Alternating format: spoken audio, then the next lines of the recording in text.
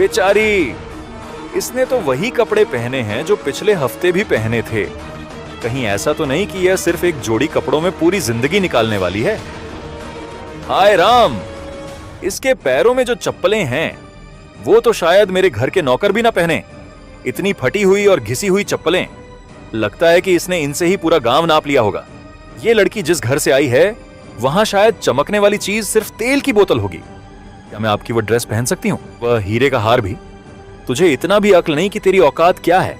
लेकिन तभी हादसा को इशारा किया और अगले ही अंधेरे में दौड़ रही थी और हीरे का हार भी गले से निकलकर जमीन पर गिर चुका था, जो अब हैवान बन चुका था। शरीर झटके खाकर जमीन पर गिर पड़ा।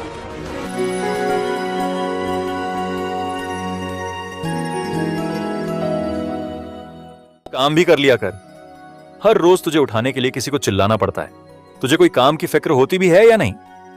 भाभी अभी करने ही वाली थी, झाड़ू लगाकर सीधा यहीं आ रही थी। भाभी व्यंग्य भरे लहजे में, हाँ, देख ही रही हूं कि कैसे भाग दौड़ कर रही है। 2 रोटी बनानी होती हैं, लेकिन ऐसा लगता है जैसे कोई पहाड़ उठा रही हो। और हां, कॉलेज जाना है ना तुझे, तो जल्दी हाथ चला, वरना फिर कहेगी कि देर हो गई। देखो भगवान, मैं पहले ही कह चुका हूं कि इस लड़की को ज्यादा सर पर मत चढ़ाओ। इसका रिश्ता पक्का हो चुका है। अब पढ़ाई वढ़ाई के चक्कर में इसे ज्यादा छूट मत दो। कल को ससुराल जाएगी तो वहां कौन इसकी किताबें उठाकर लाएगा?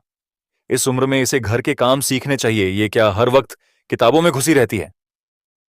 रिमी ने राजू की बात सुनी, लेकिन उसने कुछ नहीं कहा।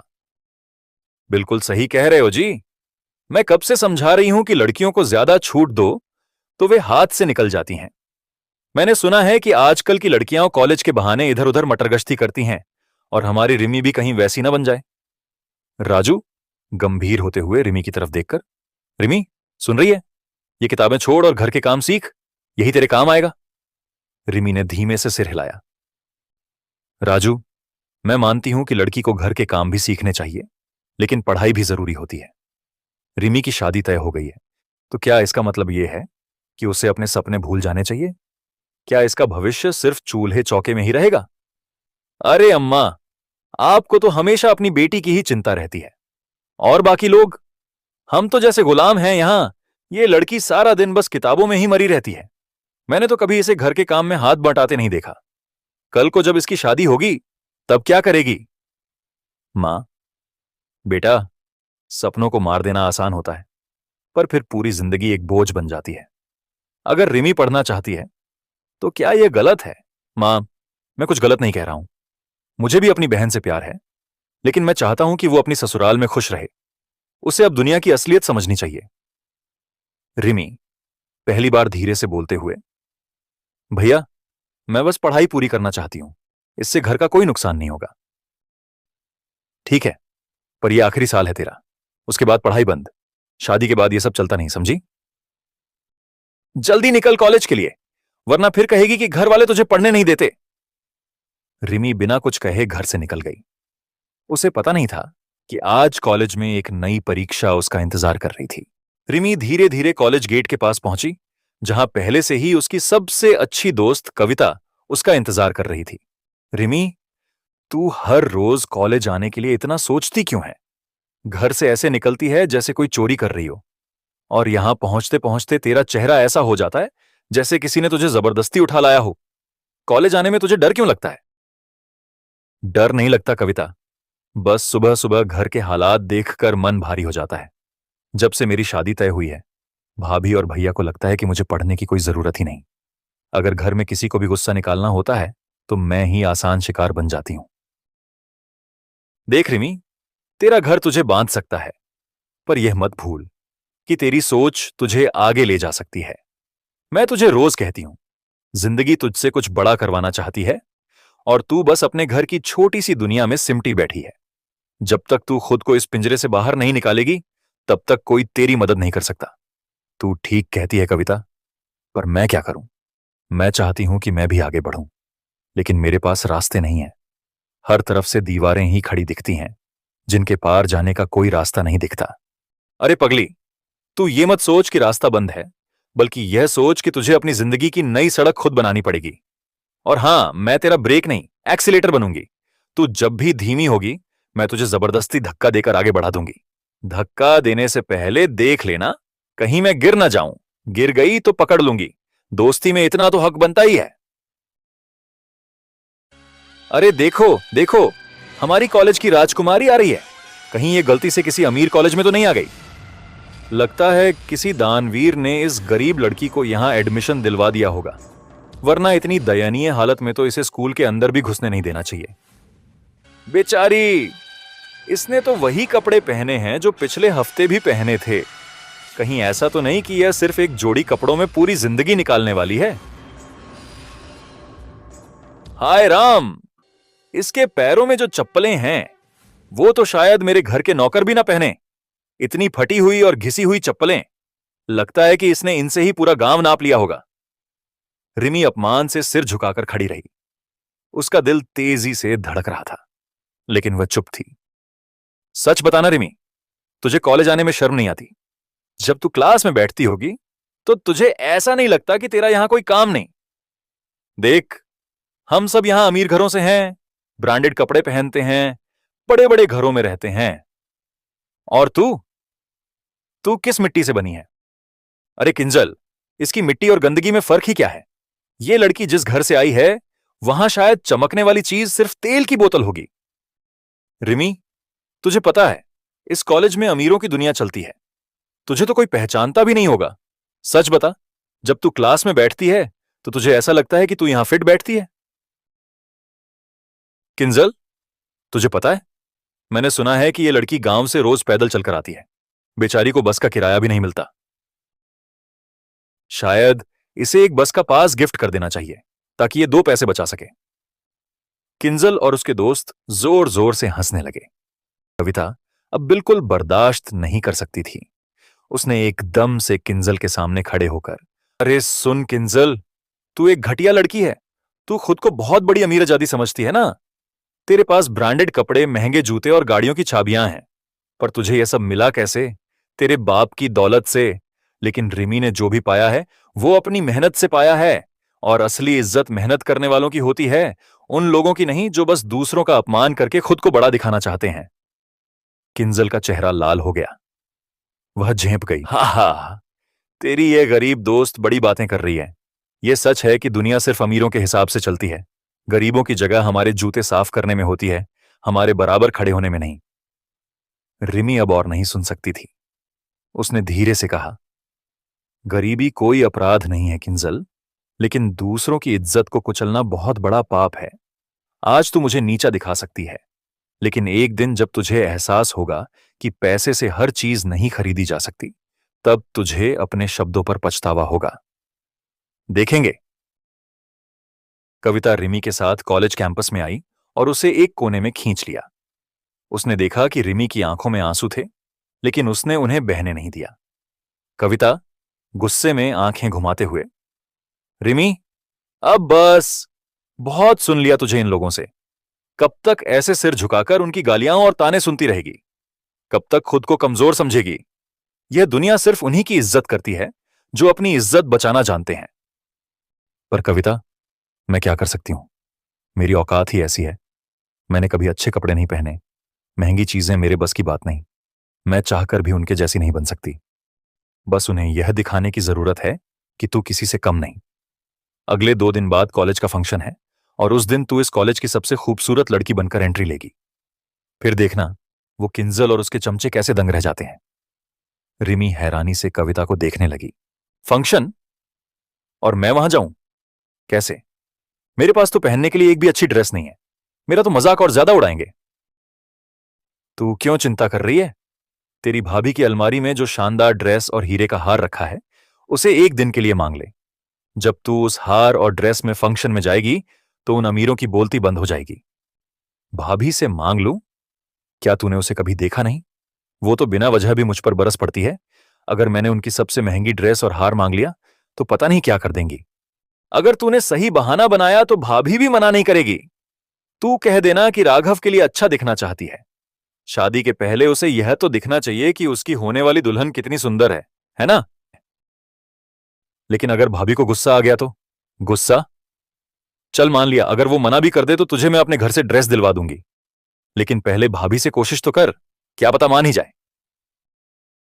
ठीक है, मैं कोशिश करूंगी।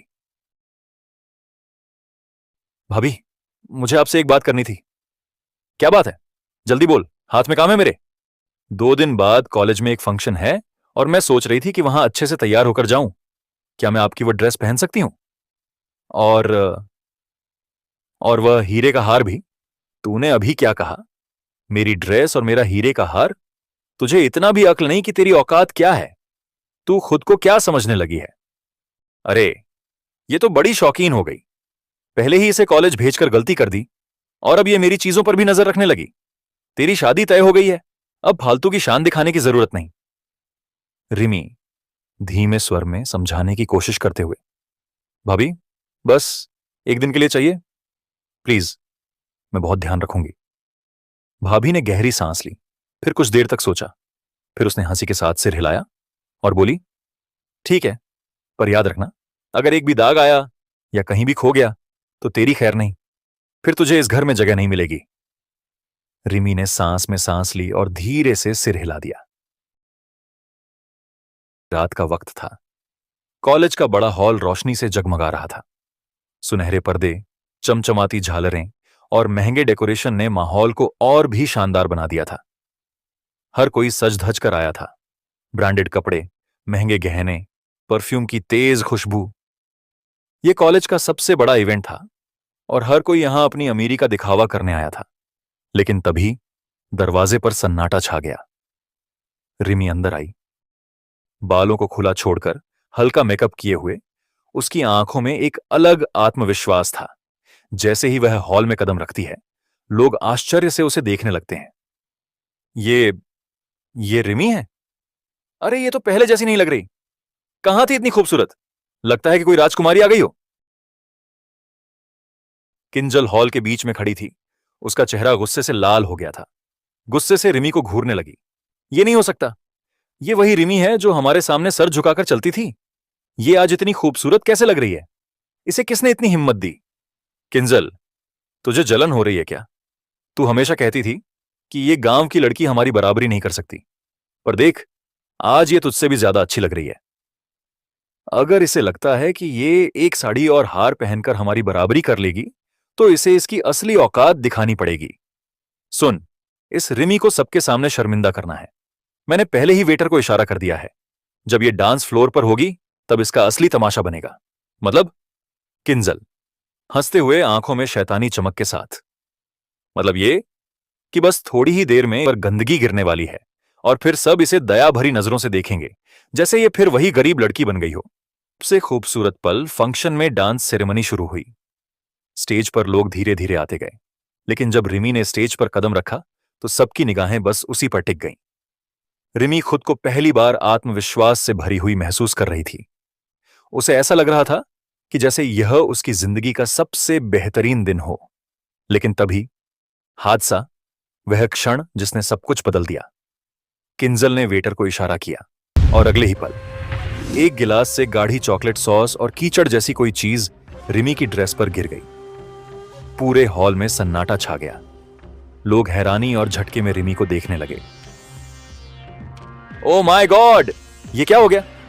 लगता है कि हमारी गांव की महारानी वापस अपनी असली औकात में आ गई। पूरे हॉल में किंजल के साथ उसके दोस्त हंसने लगे। अरे वाह, इतनी मुश्किल से अमीरों की तरह तैयार हुई थी और अब देखो, एक ही पल में फिर वही गरीब लड़की लग रही है। रिमी स्तब्ध खड़ी थी। उसे समझ ही नहीं आ रहा था कि यह क्या हो गया। कविता गुस्से में किंजल को घूरते हुए, किंजल, तूने ये जानबूझकर किया है ना? अरे कविता, तू इतनी गुस्से में क्यों है? ये तो बस एक छोटी सी गलती थी। अब हमारी प्यारी रिमी को देखकर ऐसा लग रहा है जैसे यह किसी गटर से निकलकर आई हो। रिमी की आंखों में आंसू भर गए। वह अपने गीले कपड़ों में ठंडी हवा में कांप रही थी और लोगों की हंसी उसके दिल में नश्तर की तरह चुभ रही थी। लेकिन रिमी किसी की बात नहीं सुन रही थी। वह अंधेरे में दौड़ रही थी और हीरे का हार भी गले से निकलकर जमीन पर गिर चुका था। उसे घर जाने से डर लग रहा था। अब मैं भाभी को क्या कहूंगी? भैया मुझे मार डालेंगे। मैं कहां जाऊं? वह रोती रही, अंधेरे में खोती रही, और फिर वह रास्ता मुड़ गया, उसकी किस्मत भी। तुम्हारी बहन कोई साधारण लड़की नहीं रही, अब तो ये हमारे घर की चीजों को भी चोरी करके ले जाने लगी है। सुबह से कहकर गई थी कि कॉलेज फंक्शन में जाएगी, और मेरी सबसे महंगी ड्रेस और हीरे का हार उठाकर भाग गई। तू क्या बोल रही है? ड्रेस और हार लेकर गई बिना पूछे? बिल्कुल, मैंने इसे मना किया था, पर यह इतनी चालाक निकली कि मेरी बात अनसुनी करके चुपचाप अलमारी से मेरी सबसे कीमती ड्रेस निकाल ली, और वह हीरे का हार जो मेरे मायके से आया था उसे भी पहनकर भाग गई। इस लड़की की हिम्मत कैसे हुई? एक तो पढ़ाई के नाम पर खर्चा उठाओ और ऊपर से चोरी भी। अब आते ही इसे सबक सिखाना पड़ेगा। भाभी आग में घी डालते हुए और ज्यादा भड़काने के लिए। अरे जी, बस ये सबक सिखाने की बातों से कुछ नहीं होगा। जब तक इसे ठीक से सबक नहीं मिलेगा तब तक ये हमारी इज्जत को यूं ही मिट्टी में मिलाती रहेगी। पड़ोस की औरतें कह रही थीं कि अब ये ज्यादा ही उड़ने लगी हैं, कॉलेज में लड़कों से भी बातें करने लगी हैं। आज इस लड़की को ऐसा सबक मिलेगा कि ये दोबारा घर से बाहर जाने की हिम्मत नहीं करेगी। आज ये लड़की मेरे हाथों से नहीं बचेगी। अगर ये समझती है कि हमारी इज्जत को नीलाम करके चैन से सो पाएगी तो ये इसकी सबसे बड़ी भूल होगी। घर के दरवाजे तक पहुंची। उसका गला सूख चुका था और शरीर पूरी तरह कांप रहा था। रिमी अब पूरी तरह डर चुकी थी। रिमी रोते हुए, हाथ जोड़ते हुए, भैया प्लीज मेरी बात सुनो, मैंने कुछ गलत नहीं किया। साड़ी और हार संभाल कर रखा था, पर क्या? हार कहां है? ड्रेस की यह हालत कैसे हुई? बोल, कहीं बेच तो नहीं दिया? मैंने तुझे कितनी बार कहा था कि अपनी हद में रह। अब तू घर की इज्जत के साथ खेलने लगी है। इसे मत छोड़ना। आज अगर इसे सजा नहीं दी तो कल ये हमारे सिर पर बैठकर नाचेगी। आज तुझे सिखाऊंगा कि इज्जत क्या होती है। तूने मेरे घर की बेइज्जती की, मेरी बीवी की चीजें चुराई और अब रो रही है। भैया प्लीज मेरी बात सुनो, मैंने कुछ नहीं किया। मैं बस अब मत सुनना इसकी बातें। ये लड़की अब हमारे लिए मर चुकी है, इसे तुरंत सजा मिलनी चाहिए। राजू की मुट्ठियां भींच गईं। उसने गुस्से में पास पड़ा कुल्हाड़ी उठाया और रिमी के सामने आकर खड़ा हो गया। रिमी ने राजू को कुल्हाड़ी उठाते देखा तो उसकी सांसें अटक गईं। भैया प्लीज मत, मैं आपकी बहन हूं, प्लीज मुझ पर रहम करो। तू मेरी बहन कहलाने के लायक नहीं। तूने हमारी इज्जत मिट्टी में मिला दी, अब तुझे जीने का कोई हक नहीं। राजू ने कुल्हाड़ी पूरी ताकत से उठाई और छप्पाक! पहला वार रिमी के कंधे पर पड़ा। खून की धार आंगन में फैल गई। आ!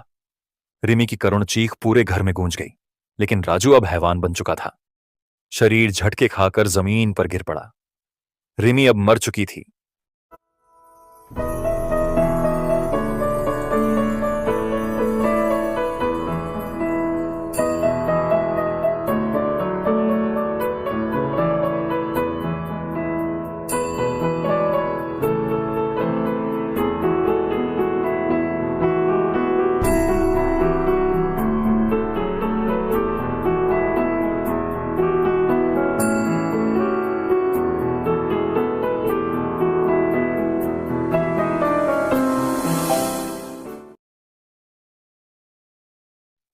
रिमी का फोन क्यों नहीं उठ रहा?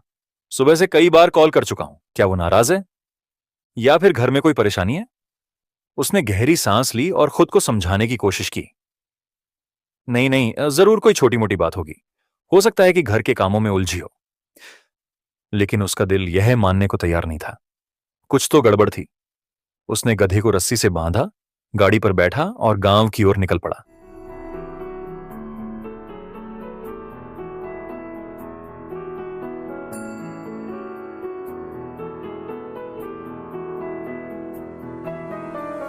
उसकी गधा गाड़ी धूल भरे रास्तों पर धीरे धीरे आगे बढ़ रही थी। रात का अंधेरा गहरा हो चुका था, लेकिन राघव के मन में रिमी से मिलने की उम्मीद की एक हल्की लौ जल रही थी। राघव ने गाड़ी से उतरते ही जल्दी से पूछा, राजू भैया, रिमी कहां है? सुबह से उसका फोन नहीं लग रहा, मैं बहुत चिंतित हूं। रिमी अब इस घर में नहीं है, वो भाग गई है।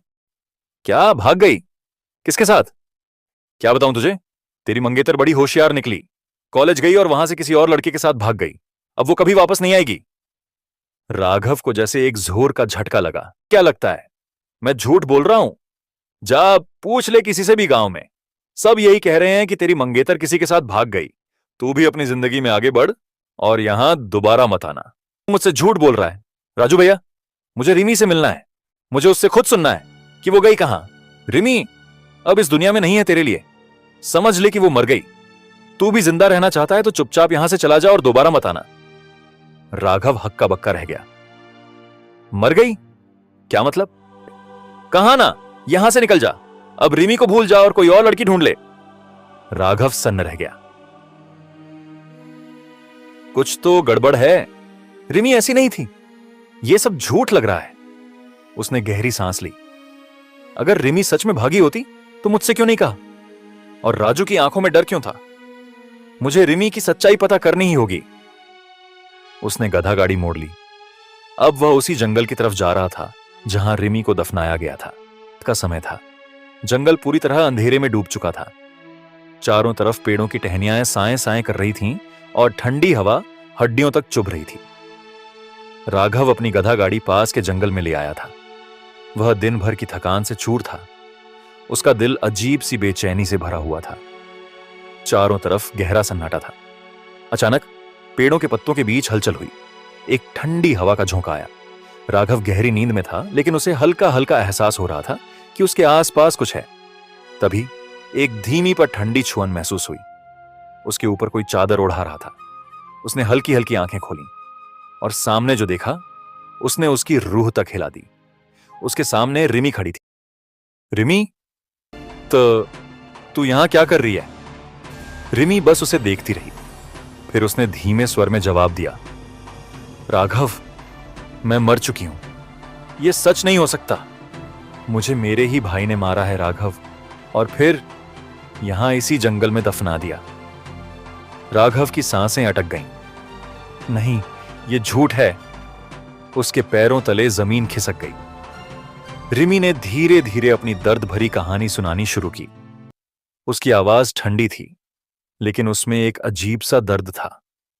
रिमी, राघव, मैंने तुझसे कभी कुछ नहीं छिपाया, पर मेरी जिंदगी खत्म हो गई, और वो भी उन्हीं लोगों के हाथों जिन पर मैंने भरोसा किया था। राजू भैया, वो ऐसा कैसे कर सकते हैं? उन्होंने अपनी ही बहन की जान ले ली। हाँ, उन्होंने किया। भाभी के कहने पर कुल्हाड़ी से कई वार किए, मुझे मारा और फिर इस जंगल में दफना दिया। तो ये सारा सच था। रिमी किसी के साथ नहीं भागी थी, बल्कि उसे मार दिया गया था। अब मैं चैन से नहीं बैठ सकता। अब न्याय होगा। मेरी आत्मा तब तक भटकती रहेगी जब तक मुझे न्याय नहीं मिलेगा, जब तक मेरा कातिल अपने पाप की सजा नहीं पाएगा। राघव ने सिर झुका लिया, लेकिन उसकी आंखों में आंसू और गुस्सा दोनों थे। अब मैं चैन से नहीं बैठ सकता। अब मैं रिमी के हथियारों को छोड़ूंगा नहीं। मुझे न्याय चाहिए राघव, और ये तू ही कर सकता है। राघव ने अपने मन में कसम खाई। अब राजू और भाभी को उनके कर्मों का फल मिलेगा। रिमी की आत्मा राघव के सामने खड़ी थी। उसकी आंखों में दर्द था, लेकिन अब एक हल्की उम्मीद भी थी। राघव, अब तुझे वो करना होगा जो सही है। राघव ने अपनी मुट्ठियां भींच लीं। अगर मैं राजू और उसकी पत्नी को मार दूं, तो मैं भी उन्हीं जैसा बन जाऊंगा। पर अगर मैं कानून के हाथों उन्हें सजा दिलाऊं, तो यही असली इंसाफ होगा। अब पुलिस को बताना ही होगा। Police station. रिमी की गुमशुदगी की रिपोर्ट। अगली सुबह राघव सीधा गांव के पुलिस थाने पहुंचा। इंस्पेक्टर साहब, मेरी मंगेतर रिमी की गुमशुदगी की रिपोर्ट लिखिए। उसे मारा गया है, और मैं जानता हूं कि कातिल कौन है। इंस्पेक्टर यादव, आंखें संकरी करते हुए, क्या सबूत है तुम्हारे पास कि वो मरी है? गांव वाले तो कह रहे हैं कि वो किसी के साथ भाग गई। झूठ! ये सब मेरे मंगेतर के कातिलों की साजिश है। अगर आप वाकई पुलिस वाले हैं तो चलिए मेरे साथ जंगल में, आपको उसकी कब्र दिखाऊंगा। इंस्पेक्टर यादव थोड़ा गंभीर हुए। ठीक है, अगर तू इतना दावा कर रहा है तो हमें सबूत दिखा। अगर तेरा दावा झूठा निकला तो तुझे झूठी शिकायत दर्ज कराने के लिए जेल में डाल दूंगा। राघव बिना कुछ कहे आगे बढ़ गया।